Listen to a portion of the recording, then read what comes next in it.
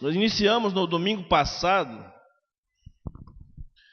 uma série de meditações sobre saúde emocional. Como termos a nossa espiritualidade emocionalmente sadia. E no domingo passado nós meditamos com os irmãos sobre desistir de ficar pensando sobre o que os outros vão pensar sobre você. E nessa noite, no segundo sermão dessa série de mensagens, nós queremos pensar com você nesta noite sobre desista de mentir. Desista de mentir para você mesmo, para os outros e para Deus.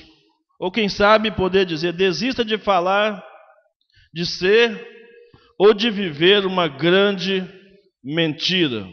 Alguns textos bíblicos para nos ajudar a entender isso nesta noite. O primeiro deles, entre tantos outros que poderíamos utilizar, queremos utilizar João 8:44. Abra sua Bíblia, por favor. Evangelho de João, capítulo 8, versículo 44.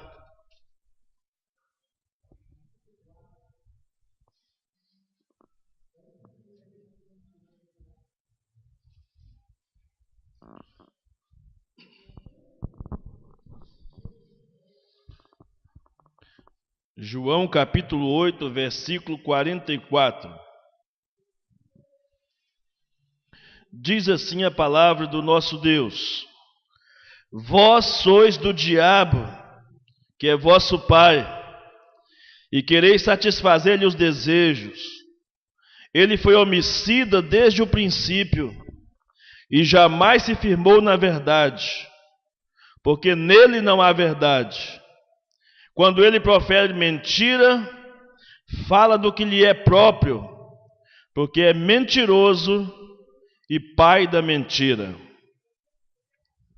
Efésios capítulo 4, verso 25. Efésios 4, 25.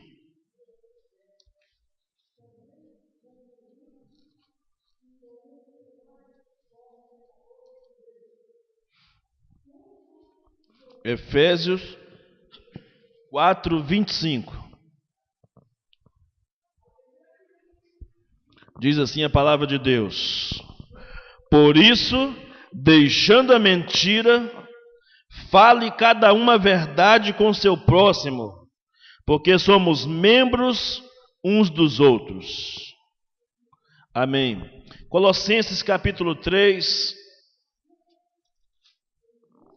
Colossenses capítulo 3, de 9 a 11.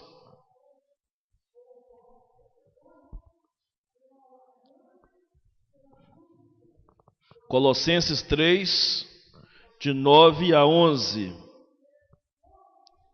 Diz assim a palavra de Deus: Não mintais uns aos outros, uma vez que vos despistes do velho homem com seus feitos, e vos revestistes do novo homem, que se refaz para o pleno conhecimento, segundo a imagem daquele que o criou, no qual não pode haver grego nem judeu, circuncisão nem incircuncisão, bárbaro cita, escravo livre, porém Cristo é tudo em todos.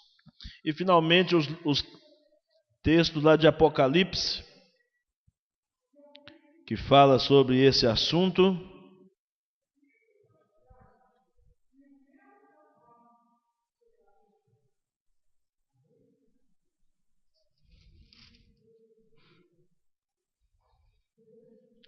Primeiro Apocalipse 21, versículo 8.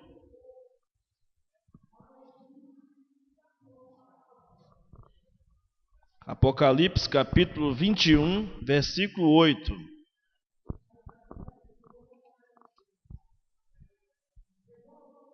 Diz assim a palavra de Deus: Quanto, porém, aos covardes, aos incrédulos, aos abomináveis, aos assassinos, aos impuros, aos feiticeiros, aos idólatras e a todos os mentirosos, a parte que lhes cabe será no lago que arde com fogo e enxofre, a saber, a segunda morte. No verso 27, no mesmo capítulo 21 diz: nela nunca jamais penetrará coisa alguma contaminada, nem o que pratica abominação e mentira, mas somente os inscritos no livro da vida do Cordeiro. E no capítulo 22, verso 15. 22, verso 15. Fora ficam os cães, os feiticeiros, os impuros, os assassinos, os idólatras e todo aquele que ama e pratica a mentira. Vamos orar. Nosso Deus, nosso Pai, pedimos ao Senhor que nos dê discernimento necessário para poder ministrar a Tua palavra nesta noite, com ousadia, com coragem e com convicção de que esta palavra é uma palavra que vem do Senhor aos nossos corações, ó Pai. Que o nosso coração esteja pronto, aberto, receptível para recebermos esta palavra, Pai, com muita seriedade, em nome de Jesus. Amém. Amém. Como já falamos, o tema de nossa reflexão nesta noite é a mentira. E o que é mais interessante, irmãos, que embora nós saibamos que a mentira tem efeitos devastadores sobre nós, tanto no presente quanto para o futuro, mas esse é um assunto que não é muito levado a sério pela maioria de nós. Mesmo a Bíblia dizendo que o pai da mentira é o diabo, mesmo a Bíblia dizendo que os que praticam, os que amam e praticam a mentira, ou seja, os mentirosos, não entrarão nos céus. Ainda insistimos em viver ou em falar algumas mentiras. Parece que temos a tendência de não levarmos tão a sério assim essa advertência e esse ensinamento das Escrituras Sagradas. Outro dia perguntei a um irmão, durante a semana perguntei a um irmão da igreja, na quarta-feira, perguntei a um irmão da igreja se ele algum dia já tinha ouvido algum sermão sobre mentira. Os anos todos que você é crente, que você frequenta uma igreja, você porventura já ouviu algum sermão sobre mentira? E a resposta do irmão para mim foi ainda mais surpreendente. Ele me disse: pastor, eu nunca ouvi um sermão sobre mentira, mas já ouvi muitas mentiras ditas num sermão. É lamentável ouvir isso, mas o irmão foi muito sincero ao responder dessa forma. Será que é necessário mesmo, amados? Será que é necessário mesmo dizer a verdade em qualquer situação? Será que reter a verdade é necessariamente uma mentira? Há duas espécies assim de mentira que não é tão levado a sério, mas uma delas é a jactância. Jactância consiste em exagerar a verdade. Quando alguém exagera a verdade, é um mentiroso. Mas também a ironia. Quando alguém usa de ironia em determinadas situações, também se torna um mentiroso, porque ela consiste em diminuir o peso da verdade. Quando se usa de ironia. Nesses dois casos, tanto de jactância quanto de ironia, estamos falando de uma mentira, não estamos falando de uma mentira simples, nós estamos falando de um vício grave. Quando lá no último versículo que nós lemos, o escritor sagrado foi mais enfático que aqueles que amam e praticam a mentira. Conseguimos entender um pouquinho melhor qual que é a abordagem da Bíblia em relação à mentira, principalmente porque está dizendo de alguém que tem a mentira como estilo de vida. Mas, por outro lado, deve nos levar a preocuparmos, porque se de repente não damos muita confiança às pequenas mentiras, elas se tornarão grandes, tomarão conta de nossas vidas.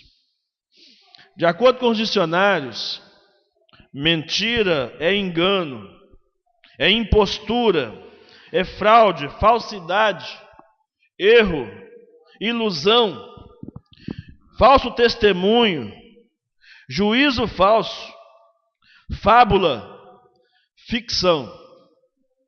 Isso é mentira. Mentir é contar ao próximo aquilo que você sabe que é falso e dizer como se fosse verdade. Interessante que há, inclusive no calendário popular, um dia dedicado à mentira. Todo mundo sabe, não sabe? Que tem um dia dedicado à mentira. E é lamentável que isso ocorra.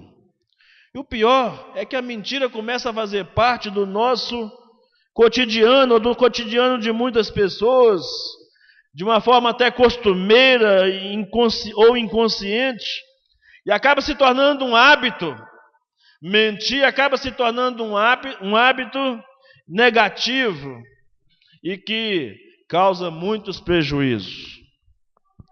Irmãos, a mentira está tão entranhada em nosso mundo, a mentira está tão forte em nossos dias, ela está presente na política, nos negócios, no casamento, ela está presente no imposto de renda, nos currículos, nos comerciais da TV, que usam de situações para ludibriar o consumidor, está presente na família, nas amizades, no trabalho, na escola, em vários aspectos. O principal deles talvez seja a cola.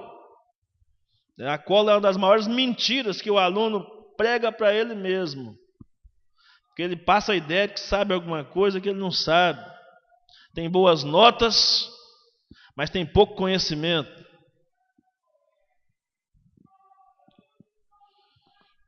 Então não deveríamos nos surpreender se a mentira também estivesse arraigada ou penetrada na comunidade de fé, na comunidade cristã.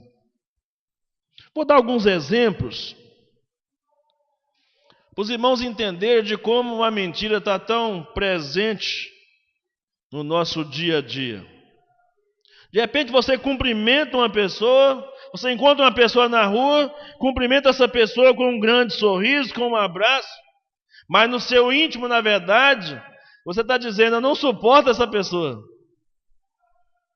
Mas falsamente você está abraçando essa pessoa e sorrindo para ela. De repente você pode dizer: meu casamento vai muito bem, quando na verdade você está vivendo uma ilusão de casamento, dentro das quatro paredes, um relacionamento frio, vazio, mas você passa a ideia, a imagem de que o casamento vai bem. É um tipo de mentira. Você pode dizer: tudo bem, estou bem, não me importei de ter perdido o emprego, não estou preocupado de ter perdido o emprego, quando de fato você está temendo o futuro. Você está preocupado com o futuro, mas você passa a ideia de que você não tem medo, que você está tudo bem, que não te afetou em nada. a perda do emprego. Você pode dizer de repente, diante de um trabalho que alguém executou, você pode dizer para essa pessoa: olha, você fez um ótimo trabalho. Quando na verdade você pensa que o trabalho foi muito ruim, foi medíocre. Mas você, constrangido de falar com a pessoa de que o trabalho não ficou tão bom assim, você fala que foi um ótimo trabalho. Ou então, você pode dizer para alguém assim: olha, eu não poderei ir. Alguém te convida para participar de algum evento, de alguma coisa, você diz: olha, eu não poderei ir, estou muito ocupado. Quando na verdade você queria dizer para a pessoa: olha, eu não estou afim de ir nesse evento, eu não gosto desse evento, não me interessa esse tipo de evento. Mas para você não falar isso pode ferir, magoar a pessoa, então você prefere enganar a pessoa, dizendo: não, eu estou muito ocupado. Às vezes está ocupado coisa nenhuma, mas está dizendo que está ocupado, quando queria dizer que não quer participar do evento. Sem contar que as outras que quando o telefone toca, né? Se for para mim, fala que eu não estou. Isso aí algumas pessoas já acusaram, né? Isso é muito frequente. Ou então aquele que, quando alguém toca a campainha da sua casa numa hora indesejada, e você não quer receber aquela pessoa em casa, mas você não tem alternativa, o irmão está insistindo em bater na porta da sua casa, em tocar a campainha, e você dentro de casa você fala: mas isso é hora do irmão chegar? Isso é hora de vir na minha casa? Isso é hora de tocar a campainha aqui? Aí você decide abrir a porta para o irmão, e quando abre, diz: ô meu irmão, que bom que você veio, que bom te encontrar aqui. Aliás, você devia até vir mais vezes, mas por dentro está moendo de raiva do irmão ter vindo, de tomar o seu tempo, e etc. Apenas algumas ideias, irmão, para você entender nesta noite como que a mentira e o fingimento está tão arraigado em nós, ou no nosso meio, que nós raramente percebemos que estamos vivendo num contexto de mentiras. Cada cultura, cada família tem sua própria forma de torcer os fatos, de torcer as meias verdades, de omitir os fatos. Cada família tem seu próprio jeito de evitar momentos constrangedores. E com isso nós mentimos com palavras, mentimos com o nosso sorriso, mentimos com o nosso corpo, mentimos com a nossa roupa, mentimos até com o nosso silêncio. E aí nós achamos tudo muito normal, porque afinal todos agem assim. É a maior ou a principal defesa que nós temos é dizer que todos agem assim.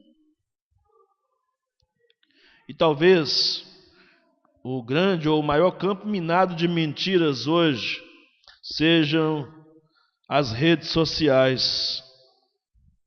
E a maioria dos cristãos passam e repassam informações que recebem para frente, sem se preocuparem em verificar as informações, se são falsas ou se são verdadeiras.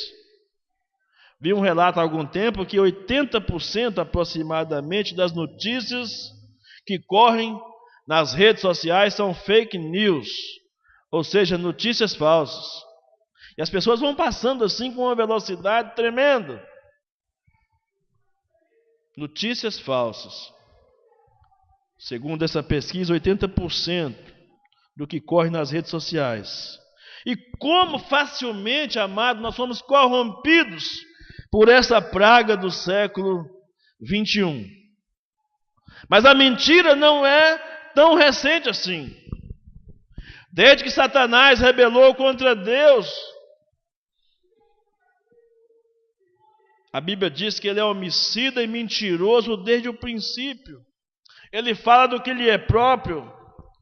É mentiroso e pai da mentira. Portanto, quando estamos falando, vivendo, sendo uma mentira, nós estamos a serviço do diabo e não a serviço de Deus. Nos textos que nós mencionamos, aqui nós lemos, queria parar um pouco em Colossenses, capítulo 3, de 9 a 11, que nós lemos, porque Paulo está dirigindo aos cristãos de Colossos, diante de uma realidade em que aquela igreja estava enfrentando sérios problemas, com ensinos falsos. E se são ensinos falsos, são ensinos mentirosos. Doutrina errada é doutrina mentirosa. Então, ensinos falsos estavam sendo difundidos pelos falsos mestres. Paulo já havia dito isso no capítulo 2, do verso 16 ao verso 23. E então, diante desses falsos ensinos, dessas mentiras, Paulo alerta os irmãos da igreja de Colossos, os colossenses, com vários mandamentos. E entre eles está: não mintais uns aos outros. E Paulo dá a razão porque não deveríamos mentir uns aos outros. Paulo diz: vocês não devem mentir mais uns aos outros, porque nós estamos num contexto de um novo homem, de um novo ser, de uma nova criatura, que se refaz para o pleno conhecimento, segundo a imagem daquele que te criou, nosso Deus. O apóstolo Paulo realça, amados, nesse trecho bíblico, uma série de imperativos relativos à nossa conduta cristã, convocando cada um de nós para demonstrar na prática que o cristão está morto para o pecado e entre eles a mentira. E se está morto para o pecado, está vivo para Deus. Os desejos e orientações do apóstolo Paulo dizem respeito àqueles que haviam se convertido do paganismo e que agora deveriam mostrar ou demonstrar na sua nova vida uma vida de verdade, que refletisse uma verdadeira confissão de fé, um ato de uma conversão verdadeira, genuína.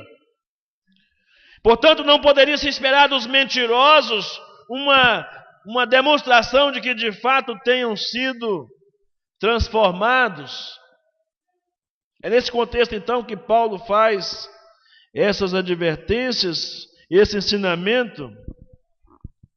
É nesse sentido que ele diz: fazer morrer a natureza terrena, se despojar, se despir do velho homem com seus feitos. Paulo está dizendo: olha, mentira não é coisa de um novo homem. Mentira não é coisa de uma nova criatura. Mentira não é coisa de alguém que foi alcançado pela graça de Jesus.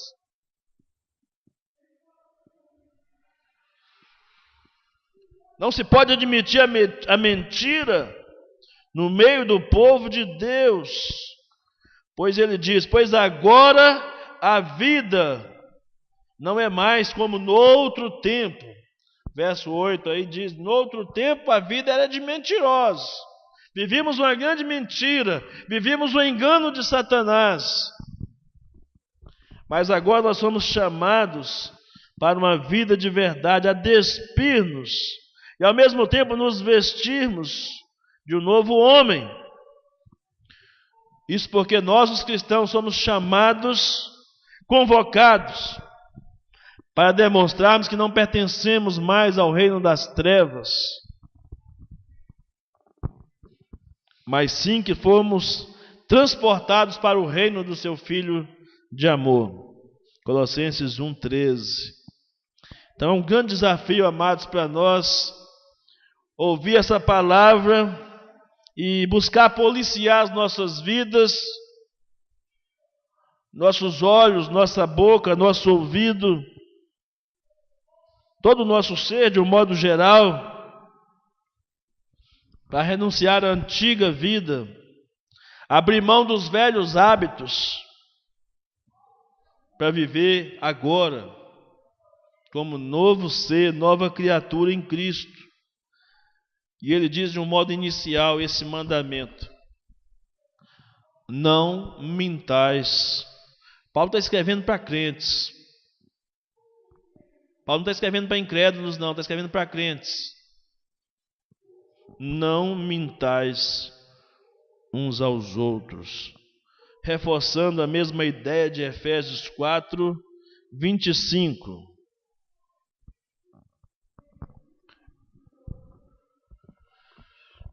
Eu gostaria que você entendesse isso nessa noite. Que Deus está querendo nos dizer nessa noite sobre essas verdades para combatermos a mentira. A Bíblia, irmãos, fala sobre vários tipos de mentira, que são obstáculos que precisam ser transpostos por nós. Devemos passar por cima deles. Em Provérbios 6, 16 a 19, em Mateus 5, 11, a Bíblia diz que devemos evitar ou tirar de nossa vida as falsas acusações contra o nosso próximo, ou falso testemunho, como diz lá em Êxodo capítulo 20.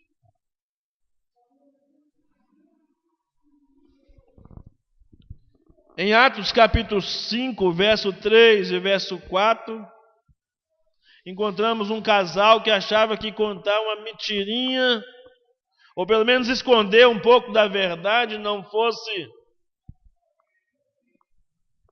tão pernicioso assim. É o que muita gente acha, uma mentirinha só, é só meia verdade. Ah, irmãos, como Deus é misericordioso conosco. Como somos revestidos de maior responsabilidade de vivermos no tempo da graça. Porque eu fico pensando que se aquela onda pegasse do que acometeu com Ananias e Safira, que ao cometer uma mentira morreram, caíram duro na hora e morreram. Interessante que o marido morreu, daí a pouco a mulher vem e conta a mesma mentira. E o apóstolo é taxativo ao dizer: olha, os que levaram seu marido vão vir buscar você daqui a pouco, sua mentirosa. Você mentiu não foi para homem não, você mentiu foi para Deus. Porque toda mentira contada aos homens é primeiramente contada a Deus. O Deus que a tudo vê.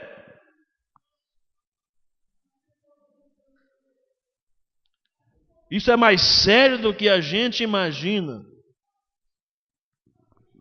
Outra coisa, em Provérbios capítulo 30, verso 6, exagerar ou enfeitar a verdade é um tipo de mentira.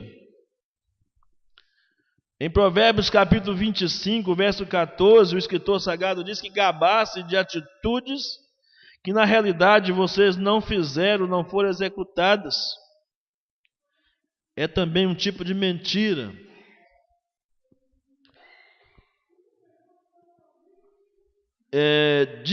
Provérbios 17, verso 15 diz: desculpar o pecado praticado. Ou seja, não levar em conta, não levar em consideração o pecado que se cometeu.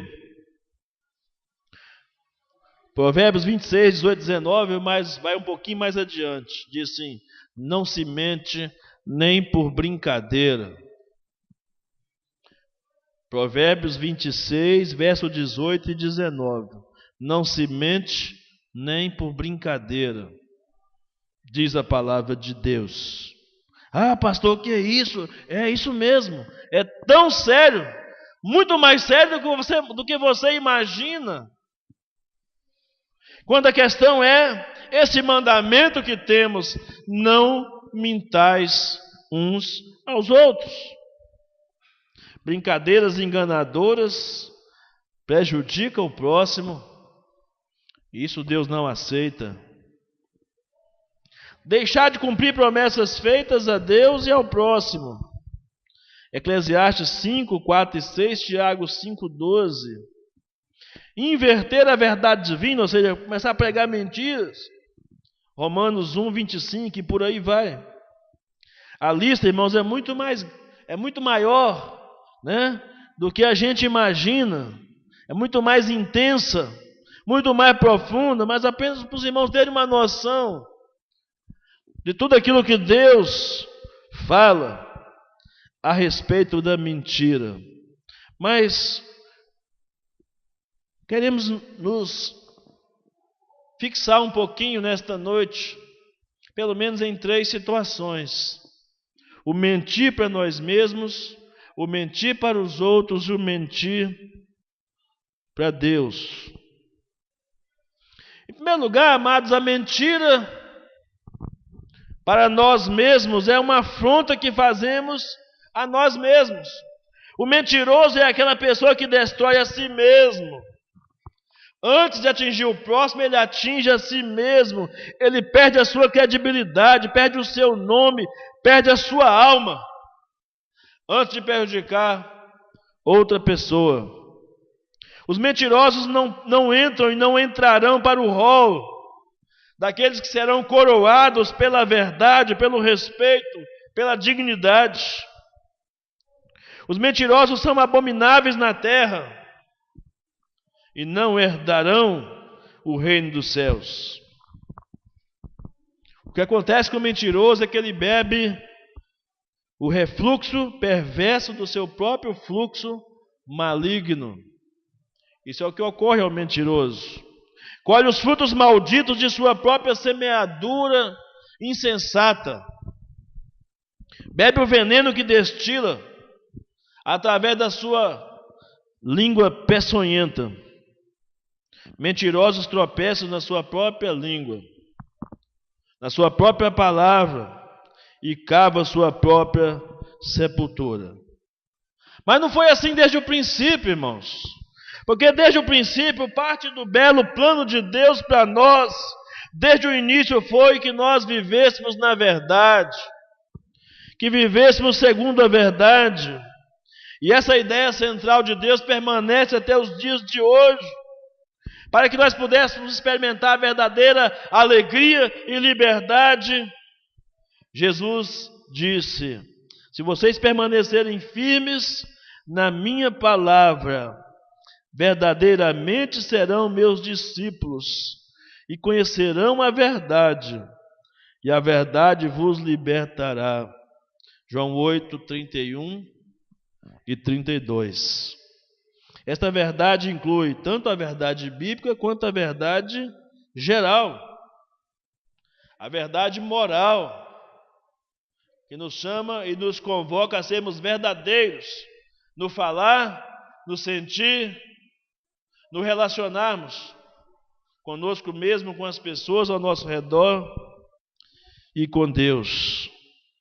E como seguidores de Cristo, irmãos, à medida que seguimos a verdade, quanto mais seguimos a verdade, mais seremos livres. A verdade é que nos liberta. Se tem uma coisa que o diabo tem medo de verdade, é da verdade. O diabo não tem medo de pastor poderoso, pastora poderosa. O diabo não tem medo de quem ora alto, de quem ora gritado, de irmão poderoso, de cheio de unção. O diabo não tem medo nada disso. O diabo tem medo da verdade, porque ele vive no engano e a sua prática constante é de enganar pessoas. E quando chega a verdade, todo engano cai por terra. É disso que o diabo tem medo. E é por isso que ele semeia mentiras no meio do povo de Deus, ensinamentos mentirosos, porque eles não querem que os cristãos vivam na verdade. Quando mentimos em alguma área da nossa vida, é como se nós nos acorrentássemos a nós mesmos. É como restringir a liberdade que Cristo conquistou para nós. Quem mente fica preso pela sua mentira. É o mal quando mentimos para nós mesmos. E nesse aspecto, então, há uma grande batalha espiritual envolvendo essa questão moral e espiritual das nossas vidas. Talvez seja por isso que Paulo, escrevendo aos Efésios, tenha colocado como primeira peça, primeiro elemento da armadura na batalha espiritual, o cinturão da verdade. Efésios capítulo 6, de 12 a 14, quando há uma descrição, se você estiver guardado pelo cinturão da verdade, você vai poder se defender de todos os outros ataques que virão sobre você, sobre todas as artimanhas dos poderes das trevas. Então, amados, uma vez que Deus é a verdade absoluta, sempre que eu falho em viver a verdade, eu inconscientemente o excluo da minha vida. Ninguém está pensando em sã consciência de deixar Deus de lado, mas a mentira por si só põe Deus de lado. Porque o nosso Deus é o Deus da verdade. Quando mentimos, nós não estamos mais no domínio de Deus. Quando mentimos, estamos no domínio de Satanás. Como já dissemos, a Bíblia diz que ele é pai da mentira e mentiroso desde o princípio. E quando cruzamos esta linha entre verdade e mentira, ficamos vulneráveis aos ataques de Satanás e aos seus enganos. E a pessoa para quem nós mais mentimos é para nós mesmos. Infelizmente, essa é a verdade. A pessoa para quem nós mais mentimos é para nós mesmos, porque nós temos um desejo de parecer bom, ou de parecermos bons aos olhos dos outros, e esse desejo está tão arraigado dentro de nós, que nós mentimos continuamente sobre nós mesmos. Muitas vezes nós temos medo de dizer quem somos, porque dizer quem somos pode desagradar muita gente. Muita gente pode não gostar do que somos. Nós preferimos viver uma casca, viver uma aparência. Às vezes você está infeliz, está passando uma luta, uma dificuldade, mas está dizendo, não, fulano, você não é infeliz. Você está dizendo para você mesmo. Você não é infeliz, você pode fazer isso. Você pode ser alegre. Do jeito que Deus está ordenando, você pode. Poder, você pode, mas naquele momento você está infeliz. Está passando por uma luta. Está passando por uma adversidade.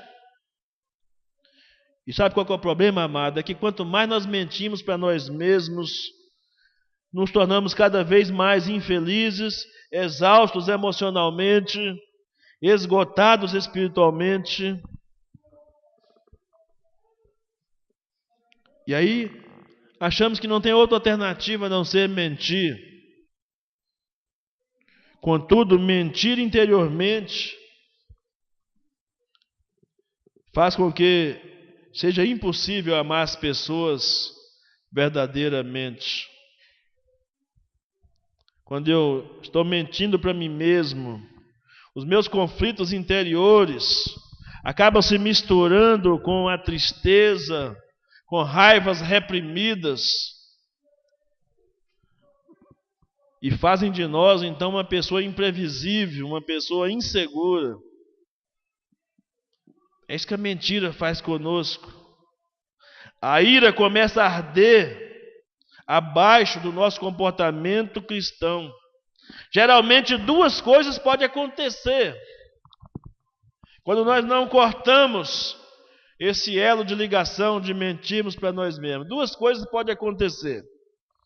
Ou você começa a se tornar uma pessoa iracunda, rabugenta, revoltada com a vida, revoltada com os outros, revoltada com a situação, ou você se anula, ou você começa a viver numa baixa autoestima, sem precedentes, e passa a perder o sentido da vida. Que você está vivendo no engano. E ele começa a afetar a sua emoção e as suas ações e reações.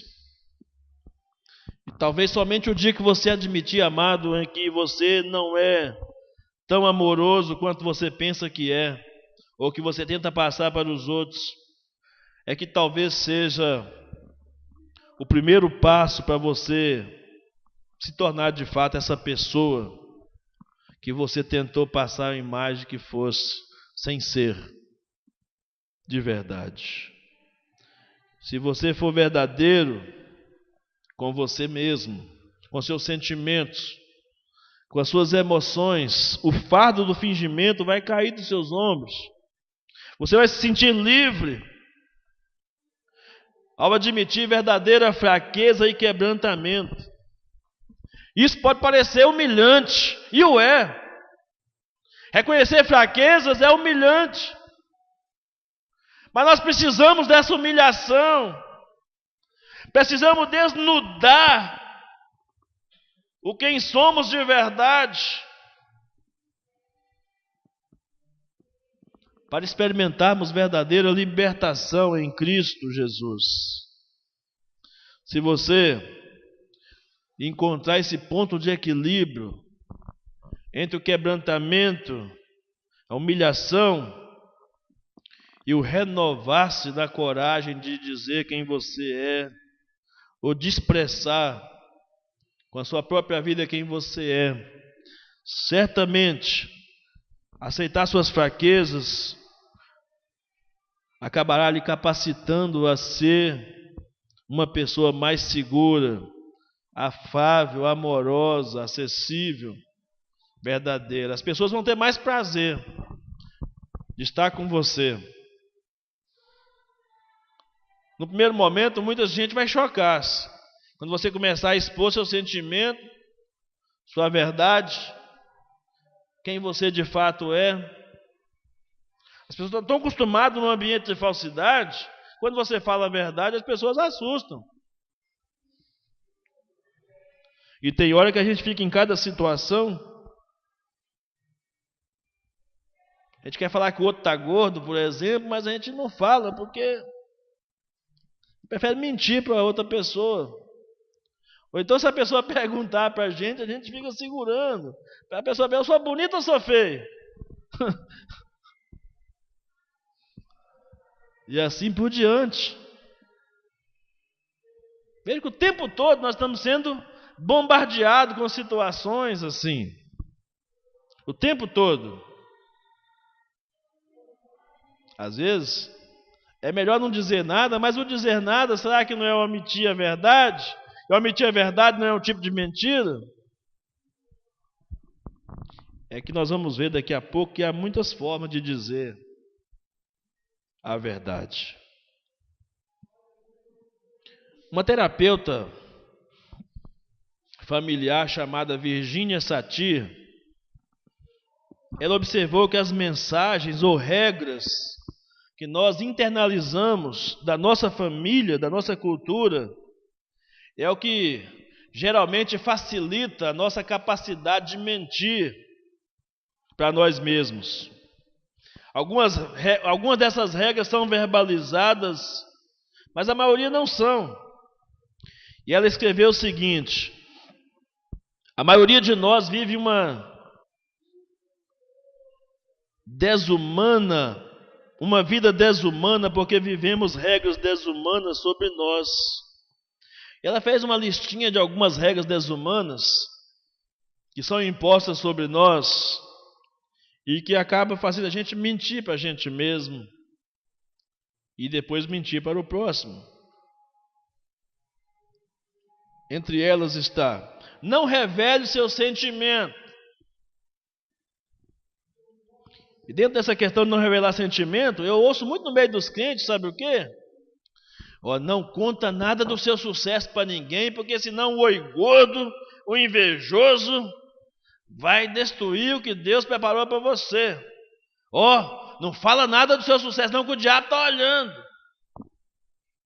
É imposto sobre nós essas questões, e ninguém questiona se isso é de fato ou não. Não se exponha, não revide, seja sempre gentil, não brigue, seja sempre bom, obedeça às autoridades em todos os momentos, seja sempre pontual, não se exiba, porque o orgulho precede a queda. A Bíblia diz: erros podem matar, portanto, nunca cometam erro. Se apanhar na rua, vai apanhar em casa. Entre outras verbalizações da família que vão entrando em nosso subconsciente e que vão nos construir o nosso caráter de querer viver situações que nós não estamos prontos para viver. Então, quando essas regras são levadas inconscientemente para a vida adulta, irmãos, sem nunca serem questionadas, elas reprimem a nossa liberdade, nos encoraja a viver uma vida de mentira. Por exemplo, eu digo a mim mesmo que eu não estou zangado. Eu não estou zangado, eu não estou com raiva, porque tem uma regra que me diz que eu devo ser sempre agradável. Quem falou que eu tenho que ser sempre agradável? Quando, na verdade, ser agradável quando eu não estou bem, quando não estou sentindo à vontade.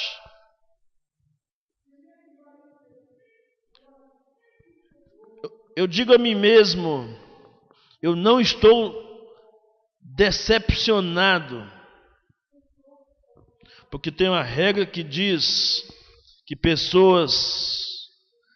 eu preciso ser uma boa pessoa e que pessoas boas não são tristes nem decepcionadas. Existe uma regra querendo me dominar. Eu digo a mim mesmo, eu digo sim quando eu quero dizer não, porque tem uma regra que diz que pessoas legais dizem sempre sim. E nós somos então dominados por essas regras, crescemos com essas regras na família. E com isso nós acabamos mentindo, irmãos, a respeito dos nossos sentimentos, dos nossos desejos, das nossas necessidades. Nós restringimos de formas trágicas aspectos importantes da pessoa que Deus quer que nós sejamos. Porque todas essas coisas estão moldando, aquelas coisas que foram jogadas no nosso subconsciente, agora estão moldando a formação do nosso caráter. E por isso nós mentimos para nós mesmos com tanta facilidade. Longe de pensar nessa maldição hereditária, como ela é ensinada e pregada por aí, mas muita coisa do que nós trazemos de herança da nossa família acaba influenciando sobre as nossas vidas. E seria uma tolice nossa pensar que isso não acontece. Que não tem nenhuma influência de onde você vem, da família que você foi criado, do modo como você foi criado. Inevitavelmente, então, nós limitamos a liberdade de escolha que Deus nos deu e minimizamos a verdade de que somos realmente, que não somos realmente, aquela pessoa pela qual Deus planejou e criou, ou determinou, ou que nos foi dada por Deus de que devíamos ser. Talvez precisamos ter coragem de fazer a seguinte oração a Deus: Deus, eu quero querer aprender a dizer não quando se quer dizer não, e não dizer sim quando quando a vontade é dizer não. Quem sabe nós temos que fazer oração para Deus, dizendo: Deus, eu querer dizer que não está bem, quando de fato não se está bem. E nunca dizer que está bem, quando na verdade tudo vai mal. Aliás, às vezes nós queremos ser mais espirituais do que as outras pessoas. Quando alguém pergunta se vai bem, a gente diz assim: eu vou dizer que está bom para ver se fica bom. Como se isso fosse uma atração fatal, né? Dizer que está bom para ficar bom. E às vezes não fica bom, porque nós estamos enfrentando aquela realidade dura, crua, diariamente. E quando então nós começamos a mentir para nós mesmos, nós aprendemos a mentir para os outros. E a mentira acaba se tornando também uma afronta ao nosso próximo. A mentira sempre tem um propósito de enganar, de esconder a verdade, para termos direito, levarmos vantagem, para sermos aceitáveis pelas outras pessoas. E nesse caso, então, nós contamos uma série de informações cheias de distorções, maquiamos os fatos, usurpamos o próximo e colocamos o retrato do mentiroso na moldura da integridade. Toda mentira é prejudicial, pois não pode existir comunicação saudável em meio à mentira. Relacionamentos confiáveis não existem onde a mentira está presente. O grande problema para o mentiroso é que mesmo quando ele está falando a verdade, ele não tem credibilidade mais. Ninguém acredita nele. As pessoas sempre ficam com o pé atrás.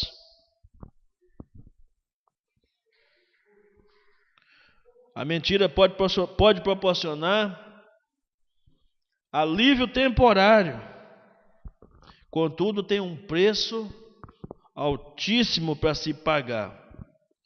O que parece para muita gente uma mentira inofensiva no momento, com o passar do tempo fica difícil e complicado. O caminho fácil acaba se tornando o caminho mais difícil. E os nossos relacionamentos se distanciam e empobrecem em qualidade. Uma escritora chamada Sandra Wilson, ela disse que a verdade nos liberta, mas primeiro ela nos torna infelizes. E em relacionamentos construídos sobre meias verdades ou inverdades, quando você decide falar a verdade, de repente pode ser até o início do fim de um relacionamento. Quando começamos a ser verdadeiro com o nosso próximo, nós ou consolidamos os relacionamentos, ou eles são eliminados pelo crivo da verdade.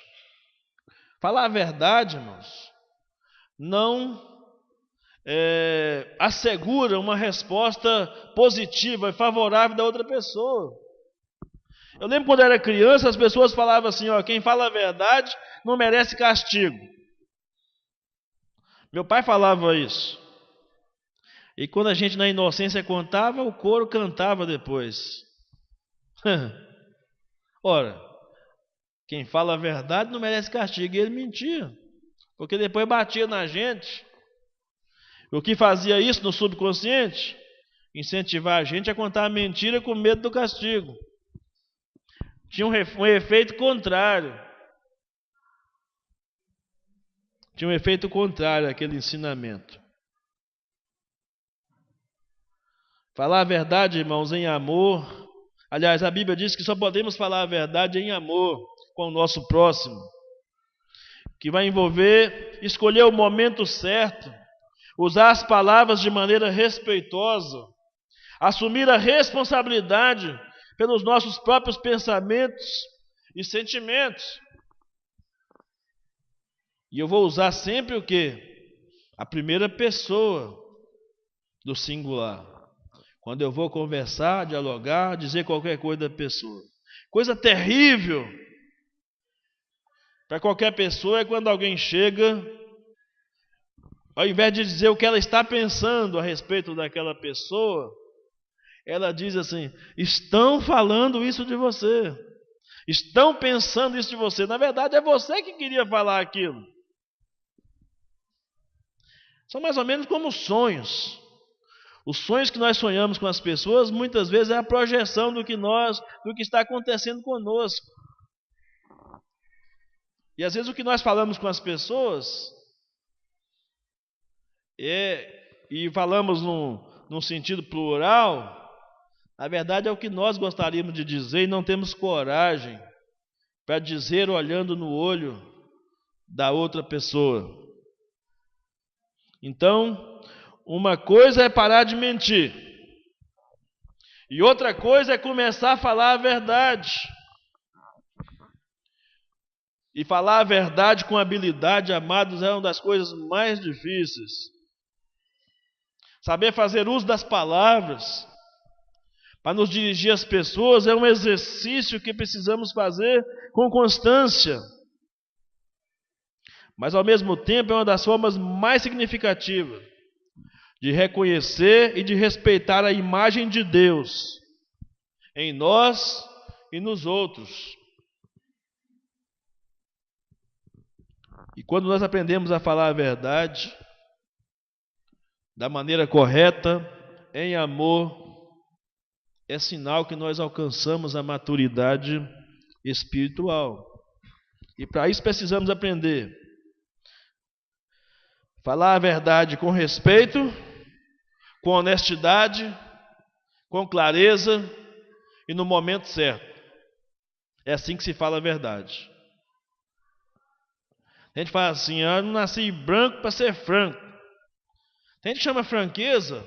Aliás, tem gente que confunde franqueza com falta de educação. Franqueza não tem nada a ver com falta de educação. Franqueza é falar a verdade. E falta de educação é quando nós somos grossos mesmo com as pessoas. Somos indelicados com as pessoas. O que é falar respeitosamente? Falar respeitosamente com alguém é pensar antes de falar, para poder descrever cuidadosamente o que você quer dizer, é medir as palavras. Seja educado, sem insultar e sem levar em consideração, sem insultar, levando em consideração o sentimento da outra pessoa. Exemplo: uma maneira desrespeitosa. Você diz para alguém: essa ideia sua é horrível. Você poderia dizer a mesma coisa dizendo: olha, essa ideia pode até ser interessante, mas eu estou confuso de saber se ela de fato é boa. Você falou a verdade, sem precisar ser grosso. O que é falar honestamente? É dizer o que você pensa, não mentir nem disfarçar a verdade. Exemplo: não posso sair para almoçar, eu já tenho outro compromisso. Isso é uma maneira ruim de dizer, desonesta até.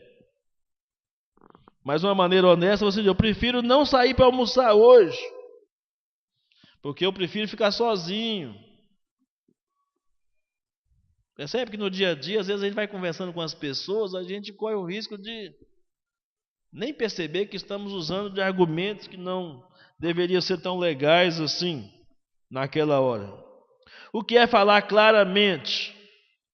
É não ficar rodeando, andando em círculo, dando uma volta, dando indiretas, para evitar a verdade. Não fazer uma afirmação quando na verdade está fazendo uma pergunta. É melhor incluir detalhes, ser claro. Um exemplo de fala sem clareza. Há um bom filme em cartaz no cinema, mas está chovendo. Mas alguém que quer dizer a mesma coisa com clareza diria: você gostaria de ir comigo no cinema hoje à noite, mesmo que esteja chovendo? Aí você assumiu a responsabilidade do convite, ao invés de jogar a indireta, de jogar a pista para o outro. As mulheres gostam disso aqui, ó. Gostaria que você fizesse o jantar. Aí ficou no ar, né? Melhor seria se ela dissesse para o marido: gostaria que todas as terças e todas as quintas você fizesse o jantar e lavasse as vasilhas ainda. Seria muito mais. Ó, Thaís gostou, né, Thaís? Isso é verdadeiro, tá vendo? É muito mais verdadeiro a gente chegar do que jogar no ar. Né? A gente dá uma de migué, né? Joga no ar, a gente faz de conta que não é com a gente que está falando. Né? E, finalmente, dizer no momento certo. Quer escolher o momento adequado para se dizer. Exemplo, dos pais com os filhos. A filha chega em casa, foi um dia difícil, tirou a nota ruim no teste de matemática, teve um conflito com uma amiga lá na escola, e vai chegando em casa, a primeira coisa que a mãe fala é: vai arrumar a bagunça do seu quarto agora. As mães sabem que isso acontece, né? Aliás, isso acontece no Brasil. Só na França que acontece essas coisas, né? No Brasil não acontece. Mas o momento certo seria a mãe perceber que a filha está cansada, depois de um dia difícil na escola, e esperar sabiamente ela descansar, o momento certo, almoçar, né, descansar um pouco, e depois, quando estiver mais relaxada, conversar delicadamente: minha filha, esse quarto está uma bagunça, né? Está precisando dar uma mexidinha aqui, uma mexidinha acolá. Seria uma maneira muito mais certa, o momento certo de dizer. Portanto, irmãos, agir com a verdade exige reflexão e energia de nossa parte. Peça a ajuda do Senhor. Comece a trabalhar suas emoções para ser e agir de modo verdadeiro com as pessoas. Pague o preço por essa transformação e a paz que virá após os... Vai ter muito conflito quando você começar a falar a verdade. Inclusive com você mesmo, porque você está mentindo para você mesmo. Mas a paz que virá depois será semelhante àquela que o apóstolo Paulo descreve: a paz que excede a todo entendimento, guardará, dominará os seus corações em Cristo Jesus. E finalmente, aquilo que parece impossível para todos é mentir para Deus. Talvez você esteja pensando que seja um absurdo. Que é isso, pastor? É um absurdo você estar falando. Como é que alguém pode mentir para Deus? Isso é improvável, é impossível que alguém minta para Deus. Mas na verdade, amados, isso é possível, plenamente possível. Afinal, vivemos uma geração de crentes ateus. O quê? Crente ateu? Isso existe, pastor? Existe. Existe, infelizmente existe essa geração de cristãos ateus. E como que pode ser isso? Ora, nós vivemos uma geração de pessoas que dizem que creem em Deus, de pessoas que dizem que creem que Deus existe, mas que no dia a dia agem como se Deus não existisse. A pessoa vive mentindo para Deus. Ela diz que acredita que Ele existe, mas age como se Ele não existisse. Portanto, a mentira, isso é um comportamento hipócrita, inconstante, que acha que pode enganar a Deus, enganar o próximo e enganar a si mesmo. E na verdade a mentira dessa forma também é uma afronta a Deus. A Bíblia diz que Deus é luz e não há nele treva nenhuma. A mentira não habita na luz. Pelo contrário, a mentira habita nas regiões tenebrosas do engano. A mentira é um atentado contra a natureza de Deus. É uma violação da lei de Deus. O 9º mandamento é taxativo: não dirás falso testemunho, ou seja, não mintais. A ordem divina é: deixa a mentira e fale a verdade, cada um com seu irmão, com seu amigo, com seu próximo. E a mentira se apresenta disfarçada, ora de autodefesa, ora de negação afrontosa da verdade. Quando Deus confrontou Adão com seu pecado, ele colocou a culpa em Eva. Quando Deus, e em Deus também, né? Porque diz: a mulher que tu me destes. Quando Deus confrontou Caim pelo assassinato de Abel, ele evadiu-se dizendo que não era tutor do seu irmão. O mentiroso diz sim quando deveria dizer não. Diz não quando deveria dizer sim. Portanto, a mentira é uma distorção, uma inversão e negação da verdade. Muitas pessoas de fato mentem para Deus, contando a Ele o que Ele queria ouvir, ou o que eles queriam sentir ou deveriam sentir. A pessoa está com um sentimento no coração, está com raiva de Deus, mas Deus, eu te amo. Lá por dentro está com a raiva de Deus tremenda. E vai mentindo contra Deus. E vai desenvolvendo um relacionamento mentiroso. Tem gente que manda até beijinho para Deus, né? Manda beijinho para o céu, mas se pudesse daria uma chicotada em Deus. Tem gente que o tempo inteiro enquadra Deus. Tem gente que o tempo inteiro coloca Deus no banco dos réus. Mas aparentemente na igreja, para ficar bem com o pastor, para ficar bem com os irmãos, diz que Deus é a paixão da sua vida, que ama a Deus e que faz tudo para agradar a Deus e etc. E talvez a maior forma que nós temos de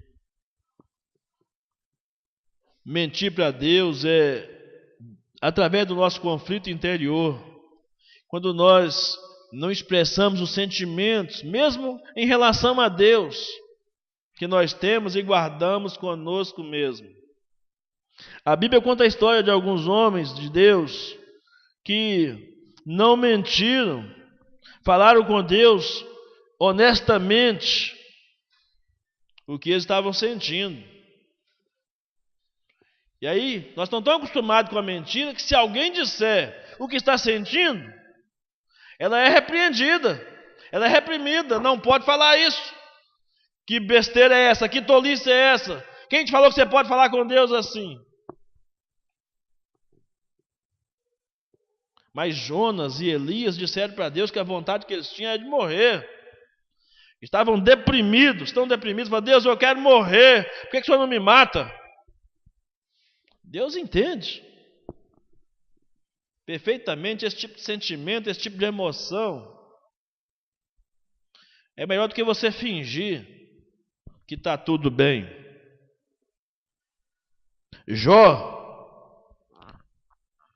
fez orações tão violentas, amaldiçoando inclusive o dia que ele nasceu, depois de ter perdido 10 filhos e a própria saúde.